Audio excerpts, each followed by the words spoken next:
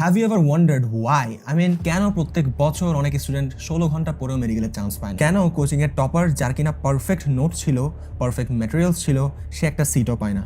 আর কেনই বা ওই ছেলে বা মেয়েটা যে কোচিংয়ে ঠিকমতো ক্লাসই করতো না, সিলেবাসও ঠিকমতো শেষ করেনি, সে ঠিকই চান্স পেয়ে যায়? এমন না যেগুলো এক্সেপশন, বরং এর নমুনা আছে হাজার হাজার, এবং প্রত্যেক বছর এটাই হয়ে আসছে। ইউসি, তুমি হয়তো বাংলাদেশের সেরা কোচিংয়ে ভর্তি থাকতে পারো, তোমার কাছে সবচেয়ে দামি গাইড, ম্যাটেরিয়ালস, নোটস থাকতে পারে, কিন্তু তুমি যদি সেই শুক্রবারের 60 মিনিটের শো ডাউন করতে না পারো, আসলে কোনো কিছুই ম্যাটার করবে না। ধরো তুমি তেল ব্যবসায়ী হতে চাও, তোমাকে তেল কোথা থেকে এক্সট্র্যাক্ট করতে হবে তা বলা হলো, সব ধরনের যন্ত্রপাতিও তোমাকে দেওয়া হলো, বাট তুমি শিখলে না কিভাবে সেই মেশিনগুলো চালাতে হবে, কিভাবে অ্যাকচুয়ালি খননের পর তেল সংরক্ষণ করতে হবে, দিন শেষে কিভাবে বিক্রি করতে হবে। রেজাল্ট, তুমি হয়তো বা নামে তেল ব্যবসায়ী হতে পারো, বাট কামে তুমি একজন just another failed oil businessman. এই মুহূর্তে তোমার সাথে এক্স্যাক্টলি এটাই হচ্ছে। তাই আজকে আমি তোমাকে এমন কিছু বলবো যা তোমার টিচাররা কখনো তোমাকে বলতে পারে না, কোনো কোচিং সেন্টার কখনো বলবে না, আর বলবেই না, কারণ তাদের হাজার কোটি টাকার বিজনেস যেটা ডিপেন্ড করে আছে মেডিকেলের ভয় আর হাইপের উপর, সেটা আর তখন কাজ করবে না। This is Shams, an ex cadet, ex officer cadet, and currently a third year medical student Chirang medical college. And আমি আজকে তোমাকে সেই 3 স্টেপ ফর্মুলা শেয়ার করবো, যেটা তুমি চোখ কান বন্ধ করে না,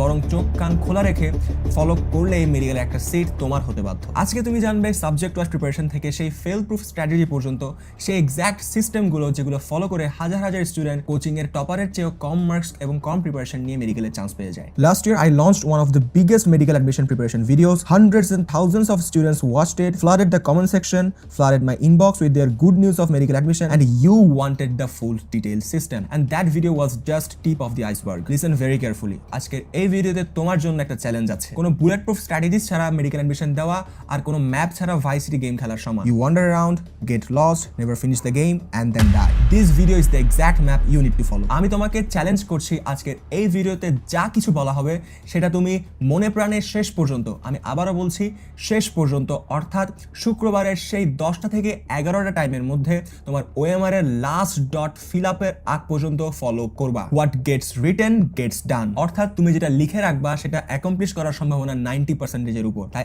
আমি চাই তুমি এখনই এই মুহূর্তে একটা সাদা পেজের মধ্যে অথবা এই ভিডিওর কমেন্ট সেকশনে লিখো চ্যালেঞ্জ অ্যাকসেপ্টেড।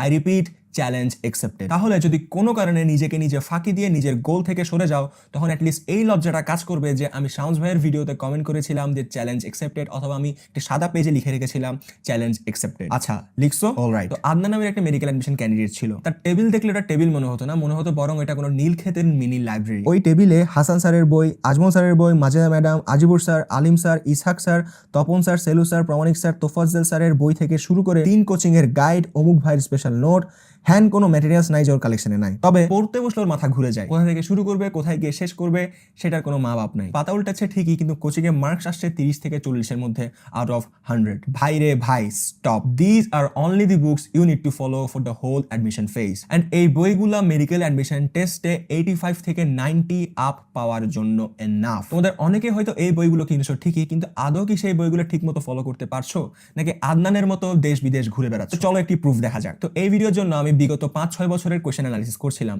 2021 সালের আগে আমি অ্যানালিসিস করিনি, কারণ এর আগে কোনো সিঙ্গেল বইয়ের বাইরে কোনো কোয়েশ্চেন হয়নি।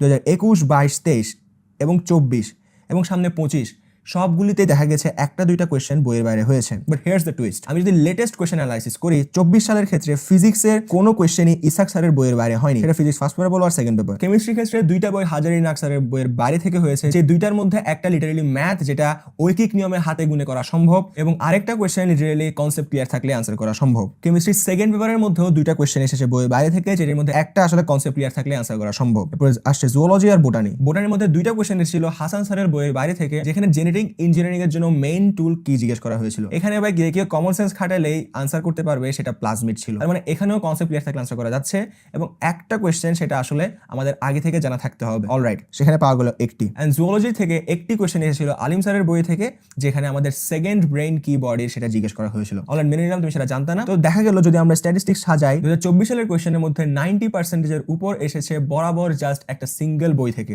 এবং সেটা 2024-এর চিত্র বলে না, হুবহু 2024, 23, 22, 21 সবগুলোতেই 90%-এর উপর কোয়েশ্চেন এসেছে মাত্র একটা সিঙ্গেল বই থেকে। অ্যান্ড 90 to 95% কোয়েশ্চেন যেগুলো সিঙ্গেল বইয়ের বাইরে থেকে এসেছে সেগুলো কনসেপ্ট ক্লিয়ার করে পড়ে থাকলে ওই সিঙ্গেল একটা বই এনাফ মেডিকেল অ্যাডমিশনের প্রিপারেশনের জন্য।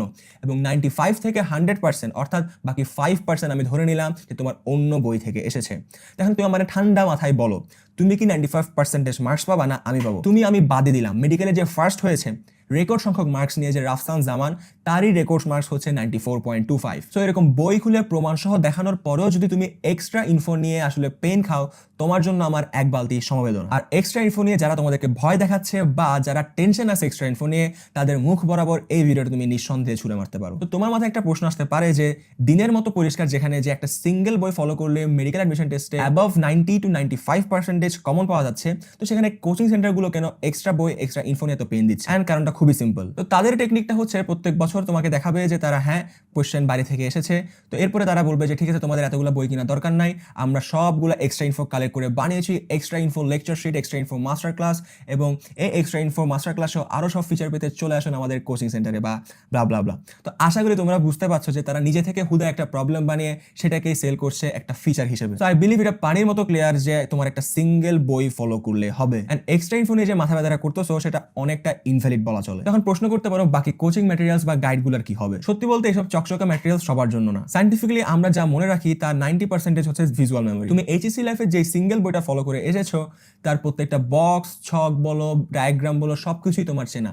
তো সেগুলো রেখে যখন তুমি অ্যাডমিশন ফেজে এসে কোচিং সেন্টারের ইনফ্লুয়েন্সে বা যে কোনো কারো ইনফ্লুয়েন্সে যখন তুমি অন্য কোনো ম্যাটেরিয়ালসে শিফট হবা, তখন তুমি ভাই ভেবা চাকা খায় যাবা।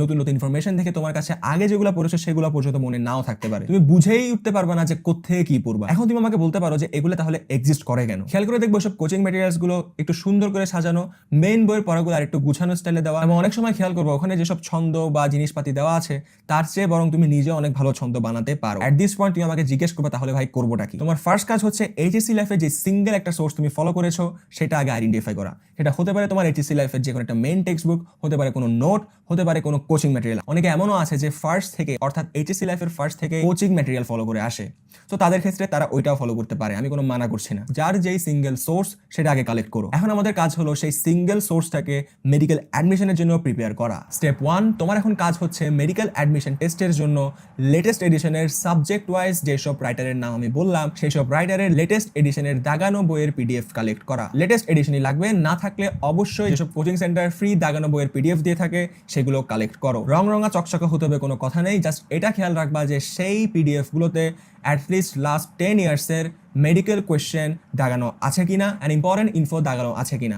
বেশি ইম্পর্টেন্ট হচ্ছে লাস্ট 10 ইয়ার্সের মেডিকেল কোয়েশ্চেনগুলো আইডেন্টিফাই করা আছে কিনা। অ্যান্ড বাজারের বেশ কিছু ফ্রি পিডিএফ অ্যানালাইসিস করে আমি তোমাদের জন্য একটা সিঙ্গেল সোর্স কালেক্ট করেছি, এন্ড দ্যাট ইজ উন্মেষের দাগানো বইগুলি। চলো প্রমাণ সহকারে দেখানো যাক। তো আমি আমার সময়ের আসা একটা কোয়েশ্চেন যে ভেস্টিজিয়াল অর্গান কি ছিল সেটার একটা আইডেন্টিফিকেশন আছে কিনা আমি 2 কোচিং সেন্টার উন্মেষ আর রেটিনার মধ্যে কম্প্যারিজন করছিলাম। আমি দেখলাম যে উন্মেষের ডিরেক্টলি এটার আইডেন্টিফিকেশন আছে, যেখানে রেটিনাতে এটার কোনো আইডেন্টিফিকেশন নাই, জাস্ট দাগানো আছে। অ্যান্ড আমি এটা কাকতালীয় ব্যাপার কিনা জানি না, এটা আমার ফার্স্ট ট্রাই ছিল এই দুইটার মধ্যে কম্প্যারিজন করার, এবং ফার্স্ট কোয়েশ্চেনে রেটিনা ধরা খেয়ে যায়। অ্যান্ড এরপর আমি দেখি এমন আরো অনেক কোয়েশ্চেনে রেটিনাতে কোনো আইডেন্টিফিকেশন নাই। অ্যান্ড উন্মেষ আমাকে এক পয়সাও দেয় না এই সত্যটা বলার জন্য। আর বিষয়টা এমন না যে শামস ভাই উন্মেষের নাম বলছে তার মানে উন্মেষের বই না পড়লে তুমি মারা যাওয়া। তোমার কাজ হচ্ছে যেই কোচিংয়ে তুমি ভর্তি আছো মডেল টেস্ট বা এক্সাম ব্যাচে, সেই কোচিংয়ের দেওয়া দাগানো বইয়ের পিডিএফ কালেক্ট করো অ্যান্ড দেখে নাও যে ওইটা থেকে আসলে লাস্ট 10 ইয়ার্সের কোয়েশ্চেনগুলো আইডেন্টিফাইড করা আছে কিনা। স্টেপ 2 হচ্ছে তোমার কোচিং ম্যাটেরিয়ালসের মধ্যে বা তোমার লেকচার নোট বা কোনো ম্যাটেরিয়ালস যদি থাকে যেখানে আরো সুন্দর করে মূল বইয়ের চেয়ে লেখা আছে সেগুলো সব এক জায়গায় করা, এবং যদি কোনো ছন্দ এমন থাকে যেটা তুমি অন্য জায়গায় পেয়েছো তোমার মূল বইয়ের চেয়ে ভালো বা ডাইজেস্টের চেয়ে ভালো বা মেরিট্রিক্সের চেয়ে ভালো, অবশ্যই সেগুলো মূল বইয়ে আইডেন্টিফাই করে রাখো। প্রত্যেক সাবজেক্ট ওয়াইজ এরকম সিঙ্গেল একটা সোর্স রেডি করার জন্য তোমার টাইম লাগবে একদিন, বাট এই একদিনের মাধ্যমে তোমার লাস্টের দিকে যে কতগুলো টাইম সেভ হবে এটা তুমি কল্পনা করতে পারবে না। এবং একটা সিঙ্গেল সোর্স বানাই ফেলার কারণে তোমার ফোকাসও থাকবে অনেকক্ষণ এবং তুমি ডিস্ট্রাক্টেডও কম হবা যে এই বই থেকে কতক্ষণ ওই বই থেকে কতক্ষণ, এই জিনিসটা আর কখনো হবে না। স্টেপ 3 হচ্ছে যদি না থাকে সেই ক্ষেত্রে এটা ভুলের খাতা ফ্রেশ বানিয়ে ফেলো, এবং যদি না থাকে সেই ক্ষেত্রে ফিজিক্স, কেমিস্ট্রি, বায়োলজি, জিকে এবং ইংলিশের জন্য 5টা আলাদা করে খাতা বানাও। স্টেপ 4 হচ্ছে মডেল কোয়েশ্চেন্স কালেক্ট করা।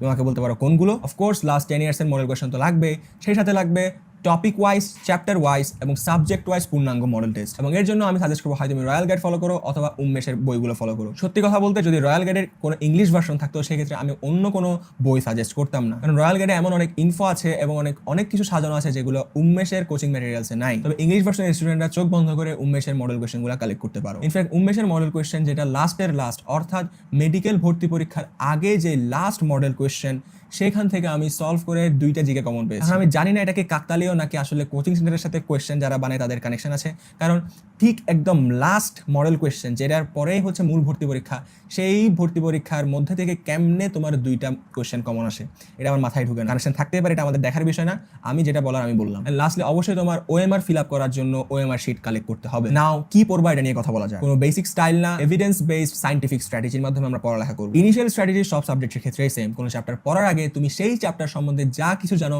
তা রিকল করার চেষ্টা করো। যদি একান্তই কোনো কিছু মনে না আসে সেক্ষেত্রে সেই চ্যাপ্টারের যা সূচিপত্র দেখে হেডলাইনগুলো দেখে ফেলো এবং ওই হেডলাইনগুলো থেকে এবার মনে করার চেষ্টা করো যে কি কি তোমার মনে আছে। অনেস্টলি তুমি মাত্র এইচএসসি পরীক্ষা দিয়ে এসেছো, ম্যাক্সিমাম জিনিসই তোমার মনে থাকার কথা।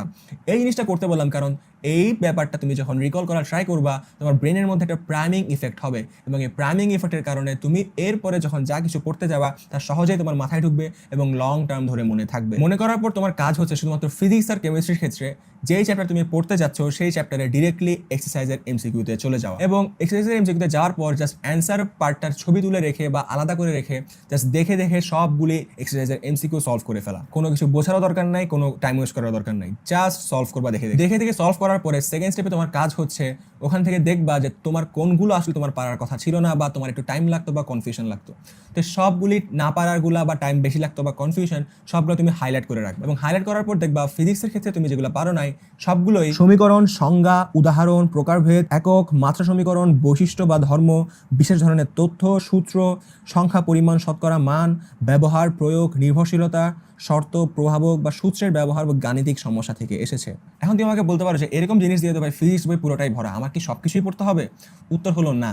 তাহলে তুমি আমাকে বলবা কোনগুলো? ওই যে তুমি যেগুলো পারো না বা পারবো না বলে মনে হয়েছে ওইগুলো প্লাস মেডিকেল অ্যাডমিশন টেস্টের লাস্ট 10 ইয়ার্সের যে দাগানো বইয়ের পিডিএফ তোমার কাছে ছিল সেটা অনুযায়ী তোমার এরিয়া মার্কিং করতে হবে। And let me show you something very powerful which is area marking for the first time in the best way in YouTube. ধরো তুমি ফিজিক্স ফার্স্ট পেপার অর্থাৎ সাবজেক্ট ওয়াইজ যখন তুমি সলভ করছিলা, ধরো তুমি মেডিকেল অ্যাডমিশন টেস্ট 2023-24 ইসাক স্যারের বইয়ের একটা এমসিকিউ তুমি পারো নাই, যেটাতে লেখা ছিল যে স্প্রিং যখন টানা হয় সেখানে কোন ধরনের এনার্জি সংরক্ষিত হয়। তো আনসার ছিল অবশ্যই পটেনশিয়াল এনার্জি। ধরো তুমি সেটা পারো নাই, অবশ্যই তোমার আগে বের করতে হবে যে সেটা দাগানো বইয়ের কোথায় আছে। আমি দেখে ফেললাম যে এটা ওয়ার্ক পাওয়ার এনার্জি চ্যাপ্টারের একটা কোয়েশ্চেন যেখানে স্থিতিস্থাপক সীমার মধ্যে যে একটা প্যারা আছে ওইটার মধ্যে পড়েছে। তো এটা এক ধরনের বৈশিষ্ট্যের আন্ডারে পড়তে বলা যায়। এইটা আইডেন্টিফাই করার পর আমাদের কাজ হচ্ছে ওই ফুল প্যারাটা পড়ে ফেলা এবং এই প্যারাটা পড়ার পর হালকা আগে এবং হালকা পিছে এই চার্ট অনুযায়ী যা কিছু আছে এই রিলেটেড সেটা পড়ে ফেলা। হালকা আগে কি আছে আমরা দেখি, হালকা আগে কিছু ম্যাথস আছে এবং সেই ম্যাথের সূত্র আমরা সবাই জানি এবং এরও ঠিক একটু আগে আছে পটেনশিয়াল এনার্জি ক্লাসিফিকেশন যে 3 প্রকার আছে। অলরাইট, এটাও আমরা পড়ে ফেললাম এবং ঠিক এরপরে কি আছে আমরা দেখে নেই এবং আমরা দেখলাম যে এখানের মধ্যে একটা সমস্যার সমাধান আছে যে স্থির শক্তি কখন ঋণাত্মক হতে পারে কিনা এবং এখানে কয়েকটা ম্যাথস আছে। তো এভাবে জাস্ট চার্ট অনুযায়ী আমি যেটা দেখালাম সেই অনুযায়ী তোমার একটা টপিক আইডেন্টিফাই করবা তোমার দাগানো বইয়ে এবং ওই প্যারাটা এই চার্ট অনুযায়ী কিসের মধ্যে পড়ছে আইডেন্টিফাই করবা। আইডেন্টিফাই করার পর ঠিক আগে এবং পরে ওই চার্ট অনুযায়ী আর কি কি আছে সব ধরনের পর আমরা পড়ে ফেলবো। And congratulations, you have just mastered the area marking পদ্ধতি। এবং এভাবে পড়লে দেখবা যে অনেক ফাস্ট তুমি অনেক কিছু শেষ করতে পারছো, তোমার পড়ালেখাটা গুছানো হচ্ছে এবং পড়ালেখা যদি গুছানো হয় তোমার সবকিছু অনেক দিন ধরে মনেও থাকবে। কেমিস্ট্রির ক্ষেত্রে তুমি ঠিক এই স্টাইলটা ফলো করতে পারো, তবে কেমিস্ট্রির ক্ষেত্রে খেয়াল রাখবা যে তুমি যেগুলো পারছো না সেগুলো হচ্ছে শ্রেণীবিন্যাস বা প্রকারভেদ, সংজ্ঞা, ধর্ম, বৈশিষ্ট্য, গঠন, ব্যবহার, প্রয়োগ, পার্থক্য, তুলনা, ছক, বিক্রিয়া, বিশেষ তথ্য, কার্যকরীমূলক, মিশ্রণ, পরীক্ষা বা শনাক্তকরণ, সংকেত, প্রকারভেদ বা শ্রেণীবিন্যাস, রাসায়নিক নামকরণ, গাণিতিক সমস্যা, জারণ সংখ্যা, সমানুতা, সংখ্যা, শতকরা, পরিমাণ, প্রভাবক বা নিয়ামক এবং বাস্তব জীবনের ইউজ। এই টপিকগুলো অবশ্যই বাদ দিবা না। আমি আবারও বলছি সবকিছু পড়বা না, জাস্ট ফিজিক্সের জন্য যেভাবে আমি এরিয়া মার্কিং করে দেখালাম ঠিক সেম পদ্ধতিতে ম্যাথ কোয়েশ্চেন এবং এক্সারসাইজের যেগুলো পারো নাই সেগুলো পড়ে ফেলবা। যদি তোমার টাইম থাকে যেগুলো পারছো ওইগুলোরও এরিয়া মার্কিং করে পড়বা। বায়োলজির ক্ষেত্রে আজমল বা হাসান স্যারের বইয়ে তেমন কোনো এমসিকিউ নেই, বাট যাই আছে তাও সেম এরিয়া মার্কিং স্টাইলে পড়ে ফেলবা। প্লাস অবশ্যই অন্য রাইটারের জাস্ট এক্সারসাইজের যে সব এমসিকিউ আছে সেগুলো রয়্যাল গাইড বা উন্মেষ বা যে কোনো কোচিং সেন্টারের ম্যাটেরিয়ালস থেকে পড়ে ফেলবা। কারণ দেখা যাচ্ছে অনেক ক্ষেত্রে 2-1টা কোয়েশ্চেন যে অন্য রাইটারের জাস্ট এক্সারসাইজ থেকে হুবহু তুলে দিচ্ছে, এবং এরকম প্রমাণও কিন্তু আছে। আমি তোমাকে অন্য রাইটারের এক্সটেনশনে মাথা ব্যথা করতে মানা করেছি, বাট অন্য রাইটারের যে এক্সারসাইজের এমসিকিউগুলো আছে সেগুলো অলরেডি তোমরা কোচিং ম্যাটেরিয়ালসের সাথে এমনিই পাচ্ছ, তো অবশ্যই ওখান থেকে এগুলো পড়ে ফেলবা। অ্যান্ড বায়োলজির ক্ষেত্রে খেয়াল করলে দেখবা যেগুলো তুমি পারছো না বা যেগুলো একটু কনফিউজিং সে সবগুলোই শ্রেণীবিন্যাস, সংজ্ঞা, কাজ, কারণ বা ফলাফল, বৈশিষ্ট্য, অবস্থান, আবিষ্কারক, সংখ্যা, শতকরা বা পরিমাণ, পদ্ধতি, উপায় বা মাধ্যম, সর্বাপেক্ষা বা সবচেয়ে, পার্থক্য বা ছক, উদাহরণ, অংশ, শাখা বা উপাদান, উৎস বা বৈজ্ঞানিক নাম, এই সব টপিকগুলো থেকে আসছে। এখানে কোনো কথা প্রুফ ছাড়া বলা হচ্ছে না, রয়্যাল গাইডে এগুলার উদাহরণ সহ প্রমাণও দেওয়া আছে। জিকের জন্য গোল্ড স্ট্যান্ডার্ড বুক হচ্ছে জুবায়ার্স জিকে, বা তুমি চাইলে অন্যান্য কোচিং সেন্টারের জিকে বই ফলো করতে পারো। তবে আমার সাজেশন থাকবে জুবায়ার্স জিকে, কারণ ওখানে ইনফো অনেক কম থাকে এবং যাই থাকে তাই ইফেক্টিভ, প্লাস ওখানের মধ্যে ছবিও থাকে যার কারণে পড়তেও আরাম। বাট ওই জুবায়ার্স জিকে তোমার প্র্যাকটিস হবে না, এর জন্য তোমার লাগবে প্র্যাকটিস করার জন্য মডেল কোয়েশ্চেন্স, এবং এই ক্ষেত্রে তুমি কোচিং ম্যাটেরিয়ালসগুলোর সাহায্য নিতে পারো। এখন তুমি আমাকে বলো ভাই টপিক তো ভাই হিউজ, তো তোমার জন্য আমি একটা গত পরশু দিনের ঘটনা শেয়ার করি। আমার মেন্টরশিপের একটা স্টুডেন্ট নাম তুলি, সে আমাকে জিজ্ঞেস করছিল ভাই জিকের টপিক তো হিউজ, আমাকে কিছু সাজেশন দেন আজকে পড়ার জন্য। আমি তাকে বললাম যে ঠিক আছে জুবায়ার্স জিকের তুমি চ্যাপ্টার 12টা পড়ে রাখো, এবং যেহেতু ছোট আছে একদিনের বেশি লাগবে না জাস্ট পড়ে রাখার জন্য। তো তাকে দেখাইতে দেখাইতে আমি ক্যাজুয়ালি একটা মডেল কোয়েশ্চেন ওপেন করলাম এবং দেখলাম ওখানে 10টা জিকের মধ্যে 3টা এসেছে আমার মাত্র বলা সেই টপিকগুলো থেকে। এরকমই আরো হাই এন্ড টপিক যেগুলো থেকে প্রত্যেকবার কোয়েশ্চেন হবেই হবে, সেগুলো আমি স্ক্রিনে দেখিয়ে দিচ্ছি, তোমরা অবশ্যই পজ করে স্ক্রিনশট নিয়ে নিবে। এছাড়া তোমার ইন্টারন্যাশনাল অ্যাফেয়ার্স যুক্ত হয়েছে, তো অবশ্যই ইন্টারন্যাশনাল অ্যাফেয়ার্সের জন্য রিসেন্ট যেসব ঘটনা গাজা বা প্যালেস্টাইন, অথবা তোমাদের কোচিংয়ে দেখবা লাস্টের দিকে একটা ছোট্ট ইন্টারন্যাশনাল অ্যাফেয়ার্সের শর্ট ম্যাটেরিয়াল দিবে, সেটাও কালেকশনে রাখতে পারো। আহামরি কোনো প্যারা না, দেশ দুনিয়ার সাথে কানেকশনে থাকলে এগুলো তুমি এমনিই পারবা। এবার দেখা যেতে পারে যে 2টার মতো কোয়েশ্চেন আসছে ইন্টারন্যাশনাল থেকে। ইংলিশের জন্য অবশ্যই বুঝে পড়াটা আমি সাজেস্ট করবো, এবং ইংলিশে বুঝে পড়ার জন্য তোমরা এইচএসসি লাইফে যে নবদূত বইটা ফলো করেছো সেখান থেকে বুঝে নিবা। অ্যান্ড প্র্যাকটিসের জন্য অবশ্যই লাস্ট 5 ইয়ার্সের বিসিএস কোয়েশ্চেন এবং লাস্ট 5 ইয়ার্সের medical admission test plus varsity admission টেস্টের কোয়েশ্চেনগুলি সলভ করে যাবা। এখন হচ্ছে রুটিন বানানোর পালা, which is consistently following the same routine until the end. কিন্তু মজার বিষয় হচ্ছে তোমাদের যে রুটিন সেটা কনসিস্টেন্টলি লাস্ট পর্যন্ত ফলো করা মানে হচ্ছে নিজের পায়ে নিজেই কুড়াল মারা। কারণ বিষয়টা হলো বাকি যতদিনই তোমার আছে মেডিকেল অ্যাডমিশন টেস্ট প্রিপারেশনের জন্য তোমার চেষ্টা করতে হবে পারলে সারাদিনই পড়ালেখা করা। টয়লেটে গেলেও ওই জিনিস যা পড়ছো আওড়াইতে টয়লেটে যাওয়া, এবং ঘুমানোর টাইমেও জাস্ট যা পড়েছো তা রিকল করতে করতে ঘুমায় যাওয়া। তোমার মেন্টালিটি থাকতে হবে অ্যাটলিস্ট 14 থেকে 16 ঘন্টা পড়ালেখা করার, বাট সলিড পড়ালেখা তোমাকে 12 থেকে 14 ঘন্টা করতেই হবে। তুমি আমাকে বলতে পারো ভাই আমার তো নিজের ফোকাসই থাকে না, ডিস্ট্রাক্টেড হয়ে যায়, হ্যান ত্যান সমস্যা, আর আপনি আমাকে বলছে সারাদিন পড়তে। লেট মি ক্লিয়ার দিস, এই পিরিয়ডটা হচ্ছে সেই সময় যার পর প্রায় সব কিছুই তোমার চেঞ্জ হয়ে যাবে, আর এই সময় তুমি যদি নিজেকে চেঞ্জ না করো তুমি প্রায় সব কিছুই হারাবা। ফ্রেন্ডস, আত্মীয়স্বজন তো হারাবাই, বলতে লজ্জা লাগতেছে এই মুহূর্তে, হইতে পারে তোমার বাবা মাও তোমার থেকে চোখ উল্টাই ফেলতে পারে। আর তুমি ডিস্ট্রাক্টেড হচ্ছ কিসের জন্য সেটা আগে আইডেন্টিফাই করো। ম্যাক্সিমামের ক্ষেত্রে অ্যান্সার হচ্ছে ফোন। তো ফোন থেকে যত সব সোশ্যাল মিডিয়া অ্যাপস আছে তা এখনই ডিলিট করো যদি ডিলিট করে না থাকো, কারণ এগুলো বানানোই হয়েছে তোমাকে নেশাগ্রস্তের মতো সেগুলোতে বিজি রাখার জন্য।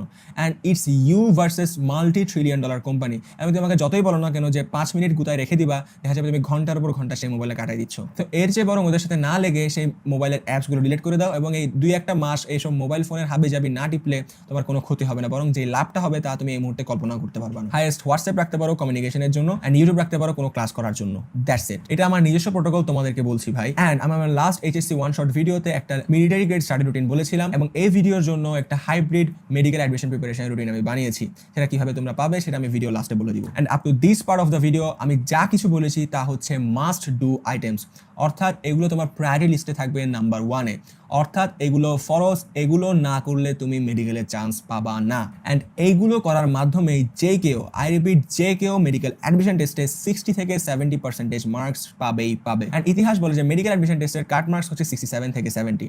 আমি চাইলে তোমাকে বলতে পারতাম যে আমি যা কিছু বলেছি এখন পর্যন্ত সেই গাইডলাইনগুলো ফলো করলে তুমি 75-85 পাবা, কিন্তু আমি তোমাকে এখানে কোনো মিথ্যা আশা দিতে আসি নাই। দেখো ভাই, কালকেও যদি মেডিকেল ভর্তি পরীক্ষা হয় এবং পরশুদিন যদি কিয়ামত হয়, মেডিকেল অ্যাডমিশন টেস্টের কোয়েশ্চেন স্ট্রাকচার এই সিম্পল ফর্মুলা ফলো করবে। সেখানে 30 থেকে 40% কোয়েশ্চেন এমন থাকবে যেগুলো যে কেউ, আই মিন যে মেডিকেল অ্যাডমিশন টেস্টের প্রিপারেশন নেয় নাই সেও পর্যন্ত আনসার করতে পারবে। এবং এই 30 থেকে 40% কোয়েশ্চেন তুমি যদি আনসার করতে না পারো, টাটা বাই বাই, তোমার মেডিকেল অ্যাডমিশন টেস্ট মাথা থেকে ফেলাই দেওয়া উচিত। এরপর আসে বাকি 30%, যেগুলো সব পারলে তুমি 70% মার্কস পেতে পারো। এবং এই 70% মার্কস পাওয়ার জন্য আমি ভিডিওতে যা কিছু দরকার সবকিছু অলরেডি রিভিল করে ফেলেছি। অ্যান্ড হিয়ার্স দ্য টুইস্ট, 70%-এর উপর মার্কস নিশ্চিত করার জন্য তোমার মেডিকেল অ্যাডমিশন টেস্টের ফাঁক ফোকরগুলো জানতে হবে।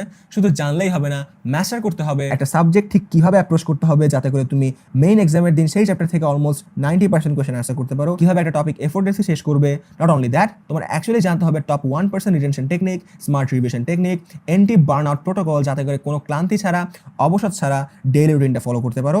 আর সবশেষে জানতে হবে কিভাবে প্যানিক না করে, নার্ভ কন্ট্রোল করে এমন একটা এক্সাম দিয়ে আসা যার মাধ্যমে রেজাল্ট পাবলিশ করার আগেই তুমি বুঝে যাও যে তুমি মেডিকেল একটা সিট এনশিওর করে ফেলেছো। দেখো, শুধুমাত্র মোটামুটি, নট ইভেন ভালো, মোটামুটি এইচএসসি প্রিপারেশন নিয়ে বাংলাদেশ আর্মির মতো বিউটিফুল হেলথ বা জাহান্নাম থেকে বেরিয়ে এসে মাত্র 22 দিনের প্রিপারেশন মেডিকেল ভর্তি পরীক্ষা ক্র্যাক করি। আর তোমার সামনে অবশ্যই 22 দিনেরও বেশি সময় এসেছে। এখন তুমি হয়তো আমাকে ভাবতে পারো, ভাই আপনি এইচএসসি ফার্স্ট থেকে মেডিকেল অ্যাডমিশনের জন্য পড়েছেন, আপনি সব কিছু শেষ করেছেন, আপনি ওই 22 দিনে ফুল সিলেবাস শেষ করেছেন, হ্যান ত্যান।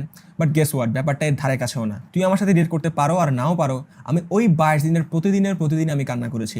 ইনফ্যাক্ট মেডিকেল ভর্তি পরীক্ষার আগের রাত, যেই রাতে বলা হয় যে সবচেয়ে বেশি মাথা ঠান্ডা রাখতে, ওই রাতে আমি ইনফ্যাক্ট কান্না করেছি। কারণ বাংলাদেশ আর্মি ছেড়ে চলে আসা আর মেডিকেলে 6 বছর পড়ালেখা করে বিসিএস ক্র্যাক করা প্রায় সমান বলা চলে। হ্যাঁ, আমার ব্যাকআপ প্ল্যান ছিল, আইবিএ বা বুয়েট ছিল। আমি এইচএসসি লাইফে যেই লেভেলের সিভি ডেভেলপ করেছি তা দিয়ে বাংলাদেশের চেয়ে অ্যাটলিস্ট ভালো যে কোনো ফরেন ইউনিভার্সিটিতে আমি 100% স্কলারশিপ পাইতাম। কিন্তু যারা ভেবেছিল আমি পারবো না, তাদের মুখটা বন্ধ করার দরকার ছিল, এবং যত দ্রুত সম্ভব। তোমরা যখন এই প্রিপারেশন টাইমের ফ্যামিলি প্রেশারের কথা বা আত্মীয় স্বজন বা মেহমানের আনাগোনা, মেন্টাল ট্রমার কথা আমার সাথে শেয়ার করো, I clearly remember my preparation days. মনে পড়ে যায় সেই সব মডেল টেস্টের কথা, যেগুলোতে আমি প্রথমের দিকে জাস্ট 40-45 পাইতাম এবং প্রতিদিন কান্না করতাম। এবং এমন সময় চলে এসেছিল যে আমি বলছিলাম, ভাই থাক, আমি আর মেডিকেল অ্যাডমিশন প্রিপারেশন নিব না, বাদ দিই, অন্য কোনো কিছু করি, আইবি এর জন্য প্রিপারেশন নিই, বুয়েটের জন্য প্রিপারেশন নিই। বাট আমার আম্মু তখন বলেছিল যে 2023 সালে যদি কোনো একটা ক্যান্ডিডেট মেডিকেল অ্যাডমিশনের চান্স পায়, সেটা হবে তুমি। এবং এই লেভেলের মোটিভেশন পাওয়ার পর আমি বলেছিলাম নিজেকে যে যা হবে হোক, দুনো উল্টায় ফেলবো, সব কিছু শেষ করবোই করবো। But that was for a very short period of time. এমন না যে এই মোটিভেশনের পরে আমি দেশ দিন উদ্ধার করে ফেলছিলাম বা মডেল টেস্টে 40-45 থেকে 75 আর 85 পাওয়া শুরু করছিলাম। আমি ঠিকই তখন 50-55 পাচ্ছিলাম। বাট ঠিক ওই সময় এক বড় ভাইয়ের কথা আমি বিগত বছরের কোয়েশ্চেনগুলো সলভ করতে বসলাম, and I noticed a very different pattern. আমি বিগত বছরের কোয়েশ্চেনগুলোতে এমনিতেই 80 থেকে 85 পাচ্ছিলাম। আমি রিয়েলাইজ করলাম যে আমাকে এতদিন ধরে কোচিং সেন্টার দ্বারা মিথ্যা গেলানো হচ্ছে। আমাকে বলা হচ্ছিল যে এক্সট্রা ইনফো বাদ দেওয়া যাবে না, সবকিছু পড়তে হবে, সব ছক, সব বক্স, সব ডায়াগ্রাম, সবকিছু পড়তে হবে। But that's not definitely the case. আসলে যা নিয়ে আমার ফোকাস করা দরকার ছিল তা হলো, আমি কি আমার করা ভুলগুলো বারবার রিপিট করছি? আমি কি সেই 30% সিলেবাস শেষ করছি যেখান থেকে 80% কোয়েশ্চেন আসবে? ও আমার সলভ করার সময় আমি কি শান্ত থাকছি? এক্সাম হল পরিবেশ আয়ত্তে আনার জন্য আমি কি সঠিক টেকনিকগুলি ফলো করছি?